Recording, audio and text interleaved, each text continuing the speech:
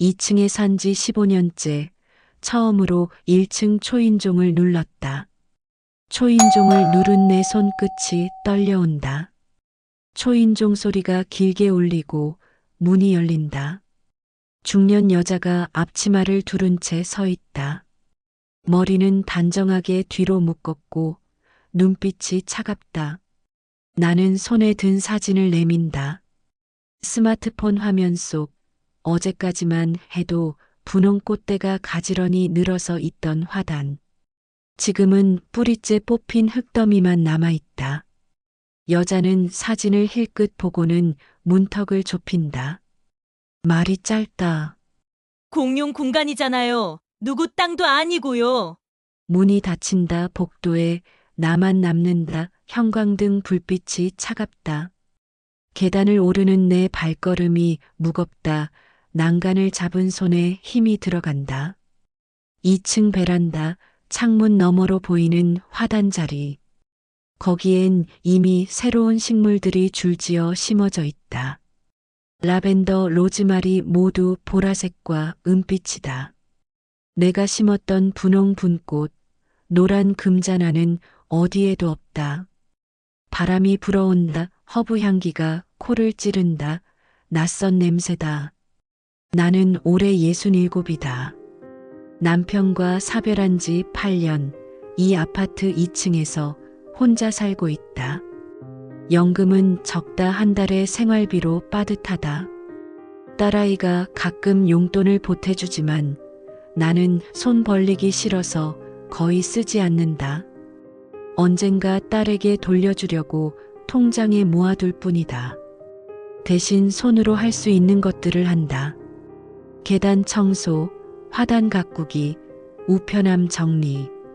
몸을 움직이면 마음이 한결 가벼워진다. 땀을 흘리면 살아있다는 게 느껴진다. 화단은 5년 전 관리실 동의를 받아 시작했다. 아파트 정면 공터 5평 남짓. 잡초와 쓰레기로 뒤덮인 황폐한 땅이었다. 담배꽁초, 비닐봉지, 깨진 유리병까지 나왔다. 나는 장갑을 끼고 하나하나 줍기 시작했다. 한 달 넘게 걸렸다. 잡초를 뽑고 돌을 골라내고 흙을 고르고 퇴비를 섞었다. 등과 허리가 끊어질 것 같았지만 꽃씨를 뿌리고 물을 주는 동안엔 아픈 줄 몰랐다. 지나가는 사람들이 예쁘다고, 수고한다고 한마디씩 던질 때마다 나는 허리를 펴고 웃었다. 꽃 이름표를 직접 나무 막대에 써붙이고 물 주는 시간을 수첩에 기록했다. 나는 입 밖에 낸 적은 없지만 마음속으론 늘 내 정원이라고 불렀다. 아침마다 화단을 내려다보며 커피를 마시는 게 하루의 시작이었다. 3월 초 1층에 누군가 이사를 왔다. 이삿짐 트럭이 도착한 날 나는 베란다에서 내려다봤다. 가구며 박스며 큰 화분들까지 짐들이 많았다. 여자가 이삿짐 기사들에게 이것저것 지시한다. 50 초반쯤 되어 보였다. 목소리가 크고 단호하다. 남편인 듯한 남자가 옆에서 짐을 옮긴다. 말이 없다. 여자의 목소리만 들린다. 며칠 뒤 엘리베이터에서 마주쳤다. 나는 먼저 인사했다. 안녕하세요. 2층에 사는데요. 이사 오셨죠? 여자가 고개만 까딱했다. 말이 없다. 핸드폰만 본다. 나는 더 말을 걸지 않았다. 엘리베이터 문이 열리고 그 여자는 인사도 없이 먼저 내렸다. 4월 어느 토요일 아침 화단에 물을 주러 내려갔다. 새벽 공기가 차갑다. 물 뿌리개를 들고 걷는데 뭔가 이상하다. 내가 심은 분꽃 한쪽이 뿌리째 뽑혀 있었다. 흙이 사방에 흩어져 있고 모종삽이 옆에 버려져 있었다. 내 심장이 쿵 내려앉았다. 누가? 왜? 도대체 왜? 주변을 둘러봤지만 아무도 없었다. 아파트 주차장은 조용하다 새들만 지저긴다. 나는 떨리는 손으로 분꽃을 다시 심었다. 뿌리가 상했는지 이틀 뒤 시들었다. 갈색으로 말라버린 꽃잎을 보며 눈물이 났다. 다음 주 화요일 또 한 번 이번엔 금자나 새포기가 사라졌다. 대신 그 자리에 로즈마리 모종이 심어져 있었다. 화분에 담긴 채로 마치 급하게 옮겨 심은 것처럼. 나는 1층 베란다에서 누군가 내려다보고 있다는 걸 그제야 알았다. 창문 너머로 앞치마를 두르고 팔짱을 낀 채 서 있는 여자의 실루엣이 보였다. 그녀는 나와 눈이 마주치자 커튼을 확 당겨 닫았다. 내 심장이 두근거렸다. 분노보다는 배신감이 먼저 왔다. 어떻게 이웃이 이럴 수 있나? 그날 저녁 나는 1층 초인종을 눌렀다. 문이 열리고 우리는 처음으로 마주섰다. 여자의 얼굴이 무표정하다 팔짱을 낀 채 나를 내려다본다. 나는 최대한 정중하게 말했다. 제가 심은 꽃들이 없어졌다고 혹시 아시냐고. 여자가 코웃음을 쳤다. 그게 언제부터 할머니 거였어요? 그리고 문을 닫았다. 나는 복도에 서서 한참을 움직이지 못했다. 귀가 먹먹하다. 존중이 아닌 무시가 담긴 할머니라는 그 단어가 귓가에 맴돈다. 5월 둘째 주 허리가 나갔다. 화단에 물을 주다가 허리를 펴는 순간 등뼈를 따라 무언가 끊어지는 느낌이었다. 비명을 지르려 했지만 소리가 나오지 않았다. 나는 그 자리에 쪼그려 앉아 한참을 있었다. 지나가는 사람이 없었다. 오전 10시가 돼서야 난간을 붙잡고 간신히 일어났다. 계단을 오르는 동안 식은땀이 흘렀다. 병원에선 디스크 돌출이라 했다. 의사가 MRI 사진을 보여주며 설명한다. 신경을 누르고 있어서 2주간 절대 안정해야 하고 물리치료를 받아야 한단다. 치료비는 생각보다 많이 나왔다. 통장 잔고를 확인하니 마음이 무겁다. 약값도 비싸다. 진통제를 하루 3번 먹어야 한다. 집에 누워 있는 동안 베란다 창 너머로 화단이 보인다. 1층 여자가 매일 아침 내려와서 뭔가를 한다. 내가 심었던 자리를 계속 바꾼다. 라벤더가 늘어나고 허브 화분이 줄지어 놓인다. 보라색과 은빛으로 화단이 물든다. 내 분홍과 노랑은 이제 흔적도 없다. 침대에 누워 그 모습을 보는 게 고문이다. 몸도 아프고 마음도 아프다. 어느 쪽이 더 아픈지 모르겠다. 어느 날 오후 1층에서 목소리가 들린다. 베란다 창문이 열려 있어서 소리가 고스란히 올라온다. 여자가 누군가와 전화 통화를 한다. 목소리가 크다. 응. 화단? 내가 다 바꿨어. 전에 누가 심었는지 모르겠는데 촌스럽더라고. 분홍색, 노란색 뭐 이런 거. 요즘 누가 그런 거 심어? 내가 허브로 다 바꿨어. 세련됐잖아. 웃음소리가 들린다. 내 손이 떨린다. 내가 5년 동안 심은 게 촌스럽다고? 응. 그래, 2층에 할머니가 뭐라 하긴 했는데 싹 무시했지. 공용 공간인데 뭘 선착순도 아니고. 거기 원래 쓰레기밭이었잖아. 내가 정리한 거나 마찬가지지. 전화가 끊긴다. 나는 침대에 누워 천장을 본다. 눈물이 흐른다. 닦지 않는다. 그냥 흐르는 대로 둔다. 쓰레기밭 거기는 쓰레기밭이 아니었다. 내가 내 손에 물집이 잡히고 등에 땀이 흐르고 무릎에 흙을 묻혀가며 1달 넘게 정리한 땅이었다. 딸에게 하소연하려 전화했다. 바쁜 중에 전화를 받던 딸이 이야기한다. 엄마, 그냥 내버려둬요. 공용 공간이잖아요. 말을 잇지 못하고 있자 딸이 한숨을 쉰다. 엄마 허리도 안 좋은데 왜 자꾸 그걸 붙들고 계세요? 관리실에 얘기하든지 아님 포기하든지 제발 스트레스 받지 마세요. 엄마 건강이 더 중요하잖아요. 전화를 끊고 나니 방 안이 더 좁아 보인다. 침대, 옷장, 작은 식탁.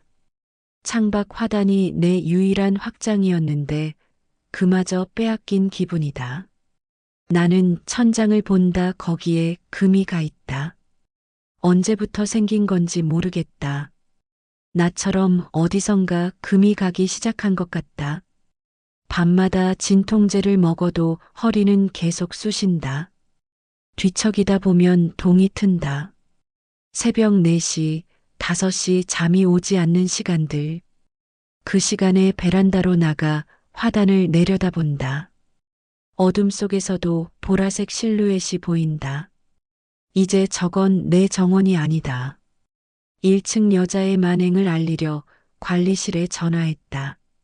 남자 직원이 나른하게 대답한다. 공용 공간이라 누가 먼저 쓴다고 소유권이 생기는 건 아니라고. 1층 입주민도 권리가 있다고.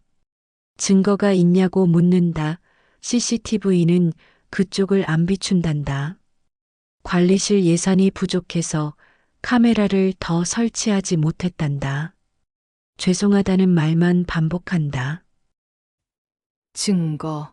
나는 핸드폰에 저장한 화단 사진들을 본다. 봄마다 찍어둔 꽃 사진. 2020년 3월 첫 분꽃. 2021년 4월 금자나 만개.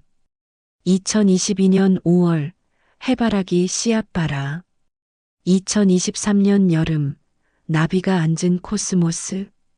하지만 그 전 사진도 있다. 2019년 겨울 잡초와 쓰레기로 뒤덮인 황폐한 땅. 내 손톱 밑 흙. 허리 아픈 줄도 모르고 쪼그려 앉아 있던 시간들. 그게 다 증거 아닌가. 하지만 그걸 누구한테 보여줘야 할지 모르겠다. 물리치료를 받으러 병원에 간다. 전기 자극을 받으며 천장을 본다. 옆 침대 할머니가 어디가 아프냐고 말을 건넨다. 나는 허리라고 대답한다. 할머니가 고개를 끄덕인다. 나이 들면 다 아프다고 참고 살아야 한다고. 나는 대답하지 않는다. 참는 게 정답일까 아니면 싸워야 할까? 6월이 되어서야 허리 치료를 마치고 다시 화단에 나갔다. 목발을 짚고 천천히 계단을 내려간다. 라벤더가 가득했다. 보라색 꽃대가 바람에 흔들린다. 허브 이름표가 새로 꽂혀 있다. 1층 정원이라고 손글씨로 쓰여 있다. 내 가슴이 철렁 내려앉는다. 저건 내 자리였다. 5년 동안 내 손이 닿았던 흙이었다. 내가 1달 넘게 쓰레기를 치우고 잡초를 뽑았던 땅이었다. 옆동박 할머니가 지나가다 말을 건넨다. 요새 허브 유행이래요. 1층 사시는 분이 정성이 대단하시더라고요. 저도 라벤더 좀 얻어갈까 했어요. 그분이 다 심으셨대요. 나는 대꾸하지 않는다. 박 할머니는 내가 여기서 5년 동안 뭘 했는지 모른다. 아니, 알아도 상관없는 거다. 꽃은 누가 심든 예쁘기만 하면 되니까. 결과만 보이면 되니까 과정은 중요하지 않다. 누군가의 시간과 정성은 쉽게 지워진다. 저녁 딸아이가 주말에 온다는 문자를 보냈다. 나는 외식하자는 답장을 쓰다가 지웠다. 딸에게 이 이야기를 해봤자 똑같은 말만 들을 것이다. 집착하지 말라고, 다른 취미 찾으라고. 하지만 나한테 이건 취미가 아니었다.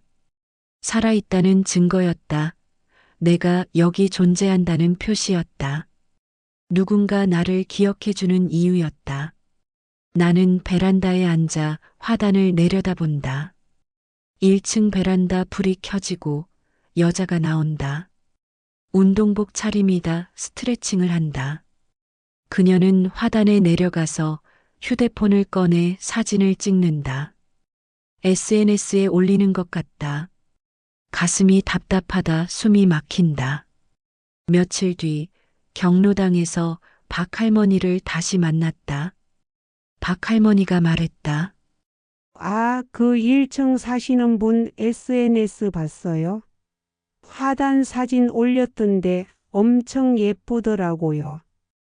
팔로워도 많던데요. 나는 아무 말도 하지 못했다. 집에 와서 1층 여자 계정을 찾았다. 화단 사진이 가득했다. 댓글이 수십 개 달려 있다. 예쁘다고, 부럽다고, 비법을 알려달라고. 나는 핸드폰을 내려놓았다. 손이 떨린다. 내 5년이 누군가의 SNS 소재가 되었다. 내가 한 달 넘게 정리한 황폐한 땅. 내 땀과 정성이 누군가의 좋아요 숫자로 바뀌었다. 밤 잠이 오지 않아 수첩을 꺼냈다. 5년 전부터 적어온 메모들이 보인다. 씨앗 구입 날짜, 첫 개화일, 물주기 간격, 비료 종류, 날씨 기록, 꽃말.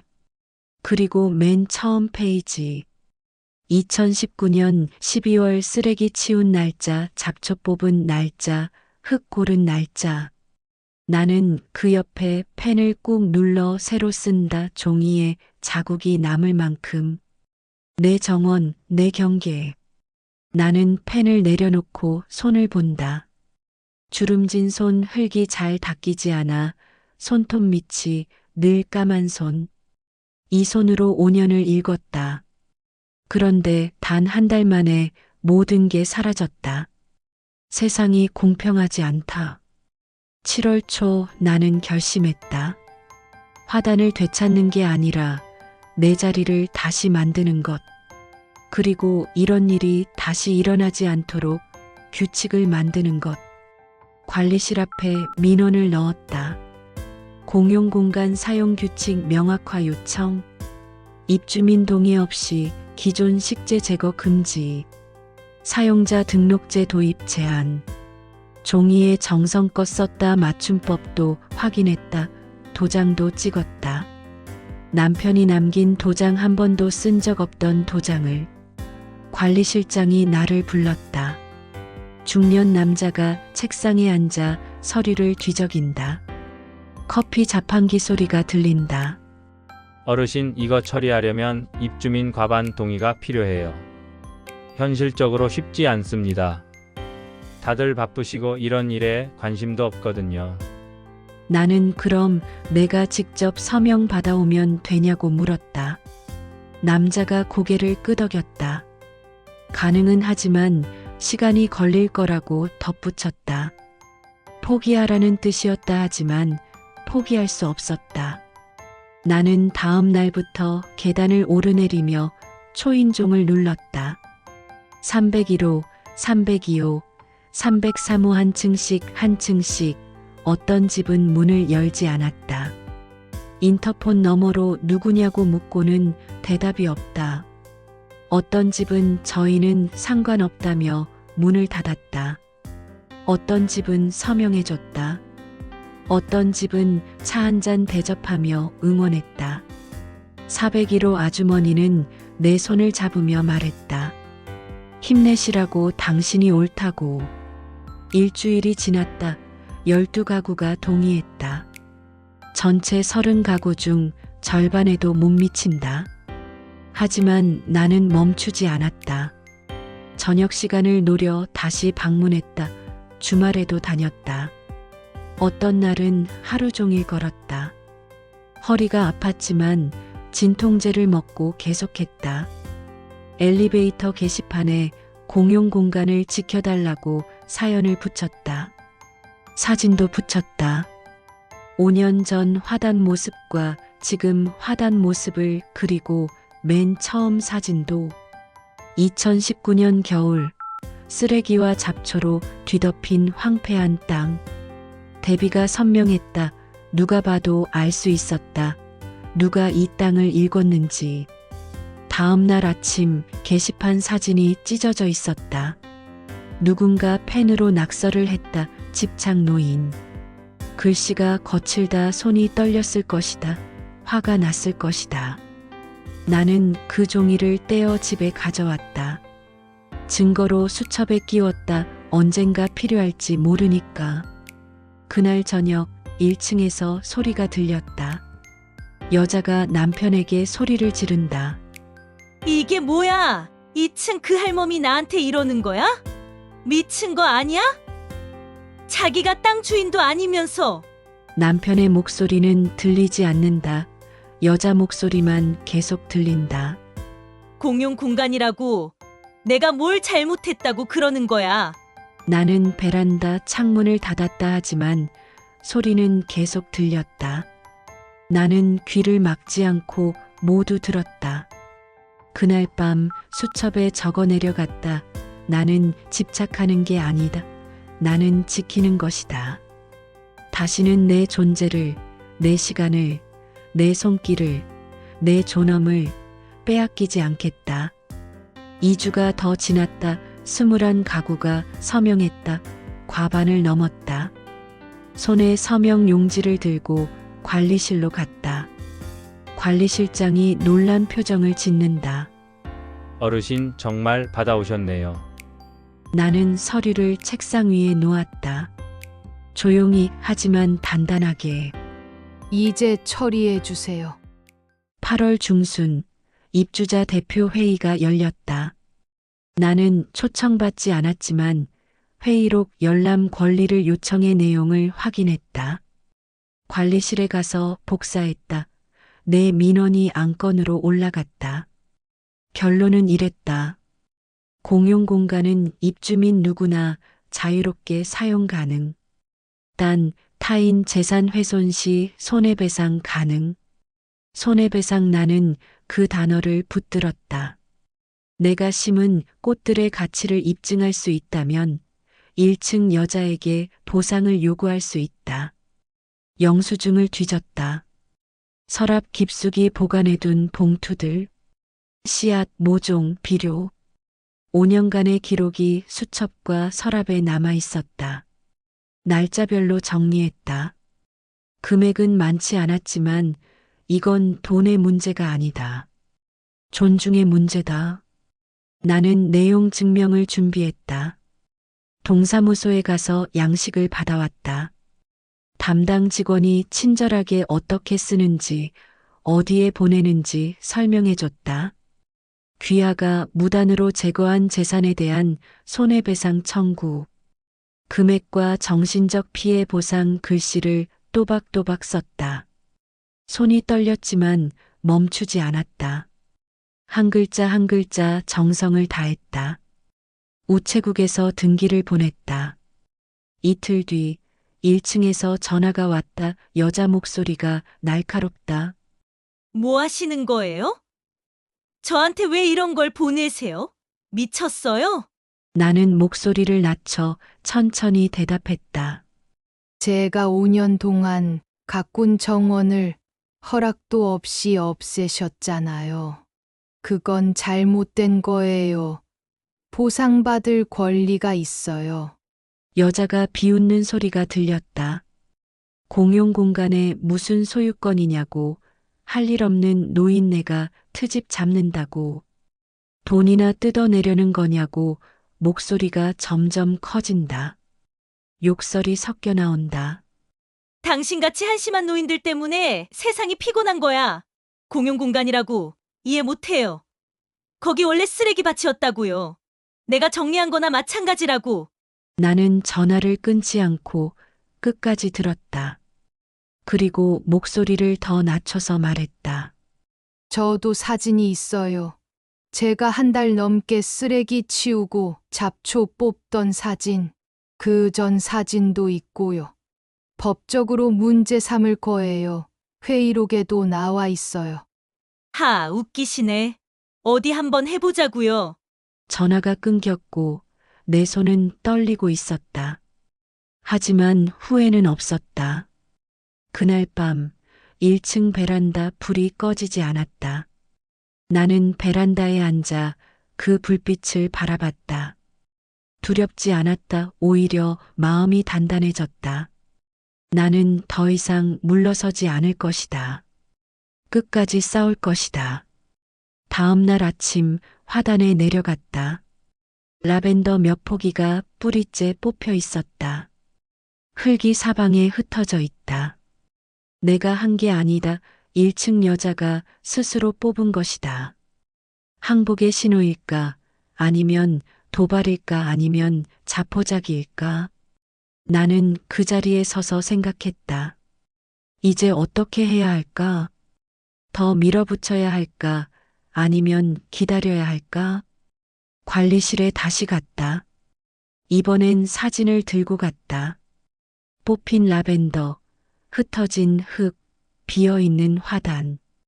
관리실장이 난처한 표정을 짓는다.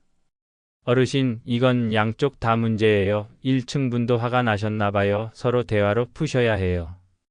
대화. 나는 이미 시도했었다. 문 앞에서 전화로 내용 증명으로. 하지만 대화는 양쪽이 들을 준비가 되어 있을 때만 가능하다. 한쪽이 일방적으로 말하고 한쪽이 일방적으로 당하는 건 대화가 아니다. 그건 폭력이다. 나는 집으로 돌아왔다. 수첩을 펼쳤다. 마지막 페이지에 썼다. 나는 끝까지 간다. 포기하지 않는다. 일주일 뒤 아파트 게시판에 새로운 공지가 붙었다. 내 민원건이 정식으로 접수되었다는 내용. 공용공간 사용에 관한 입주민 설문조사 실시 예정. 나는 그 공지를 사진으로 찍어 수첩에 저장했다. 그날 저녁 1층에서 또 소리가 들렸다. 이번엔 여자만이 아니라 남편 목소리도 들렸다. 당신이 좀 참지 왜 일을 이렇게 크게 만들어? 내가 뭘 잘못했는데 공용 공간이라니까. 그래도 먼저 심은 사람한테 양해를 구했어야지. 거기 쓰레기밭 정리한 사람이 누군지 당신도 알면서 그랬잖아. 아, 진짜. 당신도 나한테 그래? 문 닫히는 소리, 발걸음 소리. 나는 베란다 창문을 닫았다. 더 이상 듣고 싶지 않았다. 내가 원했던 건 이게 아니었다. 누군가를 불행하게 만드는 게 아니라 내 것을 지키는 것이었다. 하지만 때로는 경계를 긋는 일이 누군가에게 상처를 준다. 그게 싫어도 해야 한다. 8월 말 설문조사 결과가 나왔다. 응답자의 70%가 공용공간 사용 규칙 제정에 찬성했다. 구역제 도입에도 60%가 찬성했다. 관리실에서 공식 회의를 소집했다. 이번엔 나도 초청받았다. 회의실에 들어서자 1층 여자가 앉아 있었다. 여자가 나를 쳐다봤다. 눈빛이 여전히 차갑다. 나는 자리에 앉았다. 회의가 시작되었다. 관리실장이 설문조사 결과를 발표했다. 부녀회장이 구역제 운영 방안을 제시했다.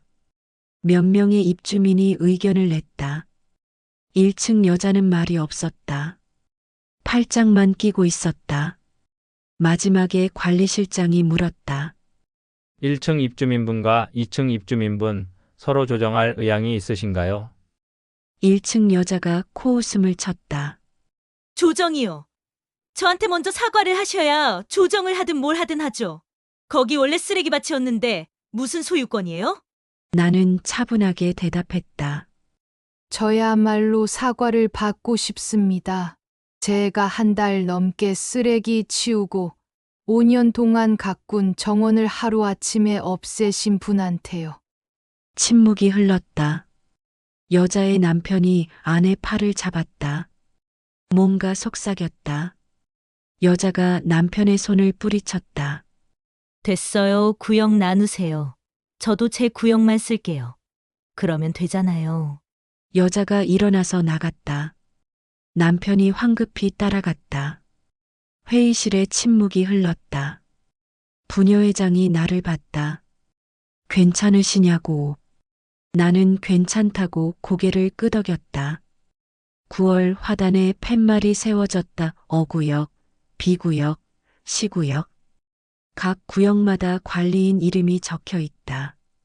어구역에 내 이름이 있다. 정식으로 내 이름이 새겨진 팻말 가슴이 벅차올랐다. 나는 다시 씨앗을 샀다. 분꽃, 금자나, 해바라기. 이번엔 내 이름과 화단 담당자 이름표도 새로 만들었다. B구역엔 1층 여자 이름이 적혀 있다. 그녀는 더 이상 내 구역에 손대지 않았다. 우리는 서로를 피했다. 엘리베이터에서 마주치면 고개를 돌렸다. 화단에서 동시에 작업할 때는 등을 돌렸다. 하지만 그게 나쁘지 않았다. 피하는 것도 경계를 지키는 방법이니까. 존중하는 방법이니까. 10월 화단에 꽃이 다시 피었다. 분홍, 노랑, 주황. 5년 전 그 모습으로 돌아왔다. 지나가는 사람들이 또 말을 건넨다. 예쁘네요. 수고하세요. 오랜만에 보는 색이에요. 나는 허리를 펴고 웃는다. 이번엔 빼앗기지 않을 것이다. 법적으로 보호받으니까. 시스템이 나를 지켜주니까. 딸아이가 주말에 찾아왔다. 화단을 보고 감탄했다. 엄마, 정말 예쁘다. 고생했어요. 엄마가 옳았어요. 손자가 꽃을 만지려 하자 딸이 손을 잡는다. 안 돼. 할머니가 애써 키우신 거야. 조심해야 해. 나는 손자의 손을 잡고 함께 화단을 거닐었다. 이게 분꽃이고 저게 금잔화야 할머니가 심은 거야. 손자가 눈을 반짝이며 묻는다. 할머니, 나도 심어도 돼요? 그럼 같이 심자. 우리는 함께 무릎을 꿇고 흙을 만졌다. 손자의 작은 손에 흙이 묻었다. 그 모습이 예뻤다. 저녁 경로당에 갔다. 부녀회에서 화단 관리 봉사자를 모집한다고 했다. 나도 신청했다. 이제 나 혼자만의 정원이 아니라 우리 모두의 정원을 가꾸고 싶다. 시구역 신청자가 없어서 비어 있다는 소식을 들었다. 나는 부녀회장에게 제안했다. 경로당 어르신들과 함께 가꾸면 어떻겠냐고. 공동 프로젝트로. 회장님이 환하게 웃었다. 좋은 생각이라고. 다음 주부터 시작하자고. 다음 주 수요일 경로당 어르신 5명과 함께 시구역 작업을 시작했다. 김할머니, 이할아버지, 최할머니, 박할머니, 정할아버지. 우리는 함께 흙을 갈고 씨앗을 뿌렸다. 상추, 깻잎, 고추 채소 텃밭을 만들기로 했다. 꽃도 예쁘지만 먹을 수 있는 것을 키우면 더 좋을 것 같다고 김할머니가 제안했다. 작업하는 동안 이야기꽃이 피었다. 옛날 시골에서 농사 짓던 이야기, 자식들 키우던 이야기, 남편들 이야기. 웃음소리가 화단에 가득 찼다. 이 할아버지가 말했다. 이렇게 같이 하니까 좋네. 혼자 집에만 있으면 답답한데. 모두가 고개를 끄덕였다. 혼자 하던 정원 가꾸기가 이제는 함께하는 시간이 되었다. 더 의미 있어졌다.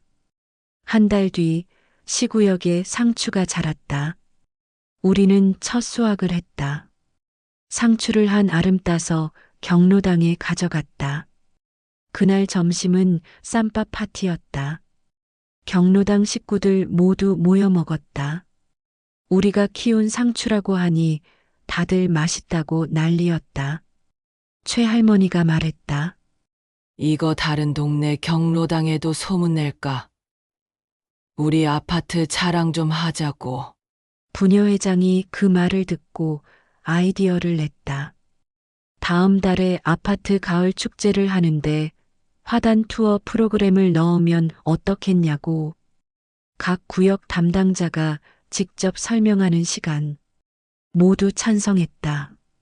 11월 첫째 주 아파트 가을 축제가 열렸다. 화단 투어 시간 30여 명의 입주민이 모였다. 나는 어구역 앞에 섰다. 떨렸지만 준비한 말을 꺼냈다. 이 봄꽃은 5년 전에 처음 심은 거예요. 매년 봄에 다시 피어나요. 한번 뿌리를 내리면 오래가는 꽃이에요. 이 땅은 원래 쓰레기와 잡초로 뒤덮여 있었어요. 한 달 넘게 정리했어요. 그렇게 만든 정원이에요. 사람들이 고개를 끄덕였다. 오랜만에 누군가 내 말을 경청했다. 존중받는 기분이었다. B구역 차례가 왔다. 1층 여자가 나왔다. 우리 눈이 마주쳤다. 여자가 잠깐 망설이더니 고개를 숙여 인사했다. 나도 고개를 숙였다. 여자가 라벤더 설명을 시작했다. 목소리가 작았다. 긴장한 것 같았다. 설명을 마치고 나자 박수가 나왔다. 여자의 얼굴에 미소가 번졌다. 투어가 끝나고 다과회가 열렸다. 경로당에서 준비한 떡과 차. 사람들이 모여 이야기했다. 1층 여자가 내게 다가왔다. 손에 종이컵을 들고 조심스럽게. 나는 고맙다고 대답했다. 침묵이 흘렀다. 여자가 입을 열었다. 목소리가 떨렸다. 눈시울이 붉어졌다. 나는 그녀를 바라봤다. 처음으로 제대로 봤다. 피곤해 보이는 얼굴, 눈가 주름. 나와 그리 다르지 않은 사람. 화단 가꾸는 게 유일한 낙이다 보니 제가 너무 욕심을 부렸어요. 할머니가 얼마나 애쓰셨는지 할머니 마음은 생각 안 하고. 나는 잠시 생각했다. 그리고 말했다. 이제 각자 구역이 있잖아요. 거기서 마음껏 가꾸세요. 그걸로 됐어요. 여자가 고개를 끄덕였다. 고맙다고 중얼거렸다.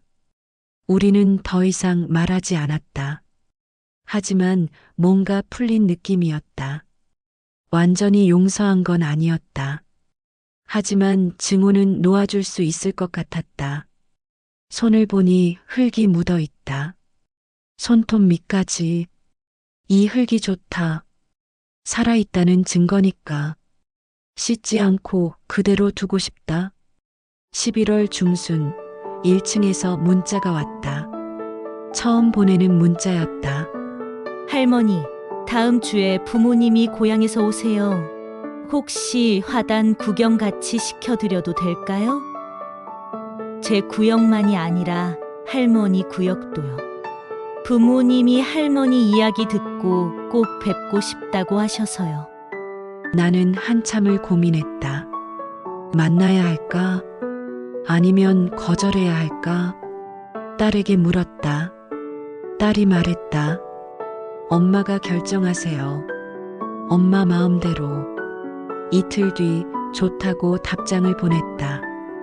다음 주 토요일 1층 앞에서 만났다. 여자가 부모님과 함께 나왔다. 노부부가 따뜻하게 인사했다. 어르신, 저희 딸이 신세 많이 졌습니다. 정말 감사해요. 나는 괜찮다고, 이제 다 지나간 일이라고 말했다. 여자 어머니가 말했다. 딸한테 들었어요. 어르신이 그 황폐한 땅을 정원으로 만드셨다고. 정말 대단하세요. 우리는 함께 화단을 둘러봤다. 어구역 분꽃자리, B구역 라벤더, C구역 경로당 어르신들이 심은 채소. 1층 여자 어머니가 내 손을 잡았다. 어르신, 우리 애가 철이 없어서 고생 많이 하셨죠. 정말 죄송해요. 그런데 이렇게 좋게 마무리되어서 다행이에요. 나는 그렇다고 대답했다. 여자 아버지가 화단을 바라보며 감탄했다. 정말 아름답다고, 정성이 느껴진다고. 우리는 함께 차를 마셨다. 따뜻한 오미자차. 여자의 어머니가 내 나이를 물었다. 67이라고 하자 당신과 동갑이란다. 동갑내기. 나는 그 말이 좋았다. 헤어질 때 1층 여자가 조심스럽게 물었다. 할머니, 혹시 봄에 같이 모종 심으러 가실래요? 시장이 좋은데 안다고 엄마가 그러시는데. 나는 잠시 생각했다. 함께. 그 단어가 낯설지 않았다. 생각해 볼게요. 여자가 고개를 끄덕였다. 저녁 혼자 남았다. 창밖을 본다. 화단에 눈이 소복이 쌓이기 시작한다. 하얀 눈이 어구역도, 비구역도, 시구역도 덮는다.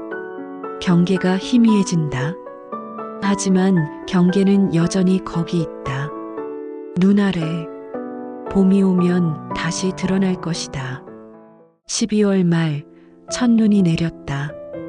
화단에 흰 눈이 소복이 쌓였다. 나는 베란다에서 그 모습을 바라본다. 봄꽃은 겨울을 나기 위해 땅속으로 들어갔다. 봄이 오면 다시 피어날 것이다. 나처럼 다시 일어선 나처럼. 수첩 마지막 페이지를 넘긴다. 올해 기록이 빼곡하다. 씨앗 날짜, 꽃 이름, 물주기. 그리고 새로 추가된 항목들. 경계 지키기, 존중받기, 함께 가꾸기, 용서하기. 한 해가 이렇게 많은 것을 가르쳐줬다. 딸아이가 전화했다. 엄마, 연말에 같이 여행 갈까요? 나는 웃으며 대답했다. 좋아, 가자. 그런데 화단에 물 줘야 해서 일주일 안으로 가자. 딸이 웃는다. 엄마는 변하지 않네요. 그게 좋아요. 저녁 경로당에 갔다. 부녀의 모임이 있다. 새해 계획을 짠다. 화단 확장, 텃밭 조성, 입주민 정원 축제. 나는 손을 들어 의견을 냈다. 어린이 정원 교육 프로그램을 만들면 어떻겠냐고. 아이들에게 식물 키우는 법을 가르쳐 주자고. 모두가 박수를 쳤다. 부녀회장이 나를 봤다. 어르신이 맡아주시겠어요? 나는 고개를 기쁘게 끄덕였다. 집으로 돌아오는 길, 화단 앞을 지난다. 비구역에 로즈마리가 여전히 자라고 있다. 1층 여자가 정성껏 가꾼 흔적. 눈 위로 초록 잎이 보인다. 나는 멈춰서서 그 모습을 본다. 이젠 미워하지 않는다. 오히려 고맙다. 이 일이 없었다면 나는 계속 혼자였을 것이다. 싸우지 않았을 것이다. 목소리를 내지 않았을 것이다. 2층 집 문을 연다. 작은 방이지만 이제 좁게 느껴지지 않는다. 창밖으로 화단이 보이고 그 너머로 세상이 보인다. 사람들이 보인다. 공동체가 보인다. 나는 수첩을 꺼내 오늘을 기록한다. 오늘 나는 내 정원을 지켰다. 그리고 알았다. 경계를 지키는 것이 나를 지키는 것임을. 하지만 경계 안에서 손을 내미는 것도 가능하다는 것을. 창밖을 본다. 1층 베란다에 불이 켜진다. 여자가 나와서 화단을 내려다본다. 우리 눈이 마주친다. 그녀가 손을 흔든다. 나도 손을 흔든다. 작은 손짓이지만 의미가 크다. 구독과 좋아요는 더 좋은 이야기를 들려드리는데 도움이 됩니다. 함께 해주셔서 감사해요.